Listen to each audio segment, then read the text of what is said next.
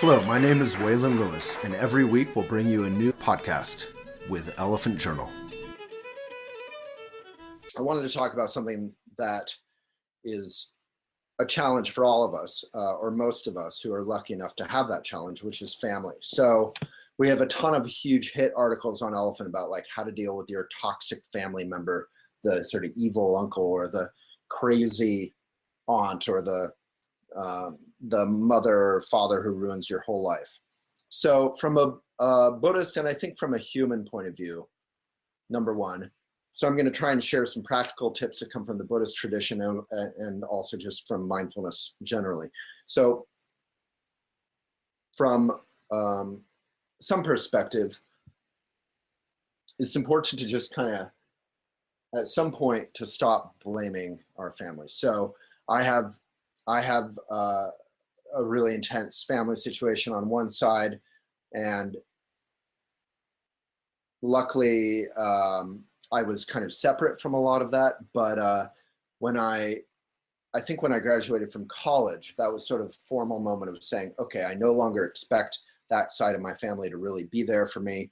I'm trying to talk about this without naming names because while I don't care, I don't want to rake people over the coals. That's not the point. And that sort of is the point of what I'm talking about right now, which is whatever my neurosis, whatever my genes, whatever my difficulties and my habitual patterns, my relationship with diet or my mind or humor or relationships or money, a lot of that is traceable to my family. But at the same time, at a certain point, in Buddhism, it would be 16 years, the rites of passage. You have to say, to hell with it. I'm my own person. I'm responsible for me. And whatever has happened with my family, it is real, and I'm not going to deny it. I'm not going to ignore it, but I'm not going to use it as justification to continue. Basically, the history of the past is real, and it is there, but I am not my past. I am nothing, really. From a Buddhist point of view, we aren't anything solid. We are just in the present moment. We're just conglomerations of karma and momentum and desires and this and that. So, and we can work with everything. There's this wonderful quote called The Lion's Roar, which Trungpa Rinpoche talks about in a book. Chogyam Trungpa has great Buddhist books if you're curious. If you're not, that's great. And the quote is, whatever occurs in the confused mind is regarded as path. It is a fearless proclamation. The lion's roar. Everything is workable. So whatever your situation, it is workable. That's really good news. When I was a teenager, I was super inspired by that. So, alrighty. So a couple little, maybe more grounded things for working with families. So I've been living in family homes. I haven't been in motels or hotels or anything. So there's like nowhere to escape.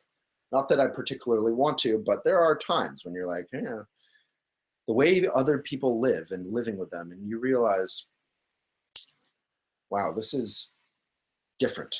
And maybe it's horrible and maybe it's delightful. And there's a range of it. But the horrible stuff, like for me, I ride a bike every day, and that's a real privilege that I worked hard to achieve. And it's a privilege that's actually very affordable. But here in Virginia, in the suburbs, you drive everywhere. There's air conditioning in this entire house. It's freezing.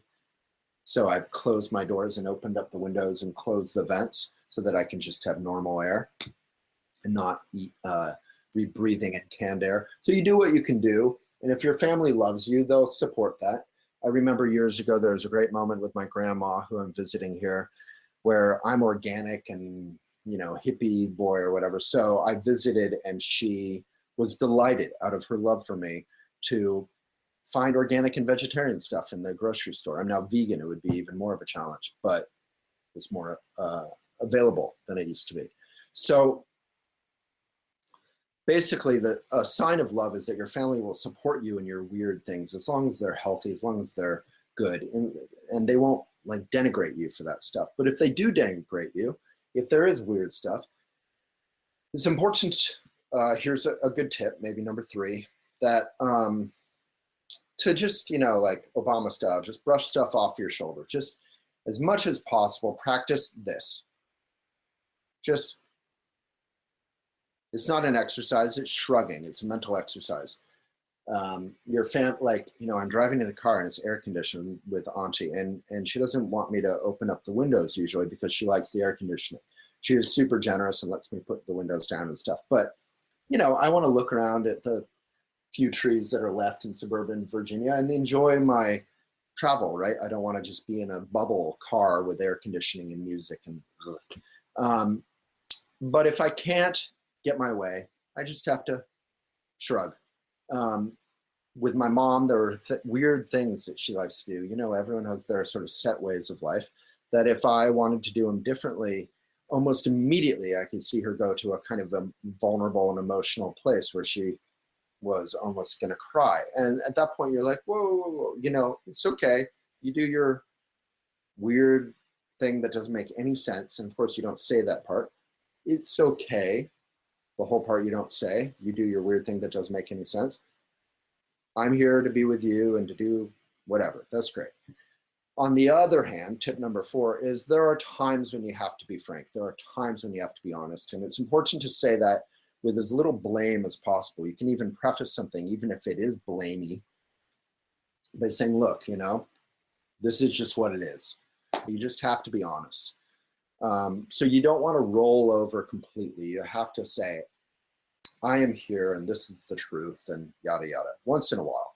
So don't roll over. And then there's this fundamental thing that applies to romantic relationships as well, which I love. It comes from Lindsay Block, who is behind the camera more or less. And she was saying, there's this quality whenever you're with family where it's very humbling, same in relationships, friendships, but particularly romantic relationships or family, where they bring out our neurosis, they humble us. We, most of the time I feel pretty stressed out and burned out. But other than that, I feel kind of together and comfortable in my daily life. I've arranged everything so that it supports my life and it's pretty good. But then you travel, you're outside of your envelope, you're outside of your bubble, and suddenly things can get really humbling and you can not even like yourself or who you're being, or you can try and say something and you feel like you're not being heard. Whatever the situation is that makes you feel incredibly small, like you have a little chipmunky voice,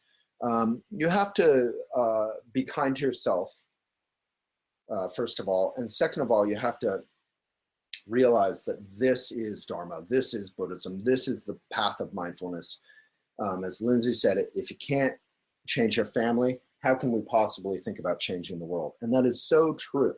So from the same token, if you can't do your own dishes, maybe you shouldn't be out there campaigning for your favorite political candidate. Like, it's not that it's not good to be an activist and just obsess about your own thing, but we have to work with our own thing and open up and be awake and wakeful and available first, and then help the world. And again, we don't want to wait till we're perfect.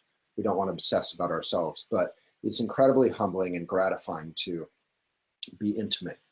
And there's nothing more intimate than working with family. And that is a path of meditation or mindfulness just as powerful as, say, working with a guru on top of a mountain or meditating at some ashram. This is our practice.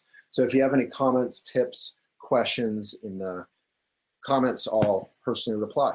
And if you want to connect with Elephant, with the best stuff that we offer, that's elephantjournal.com/newsletter. All righty. Hope you're well. See you soon.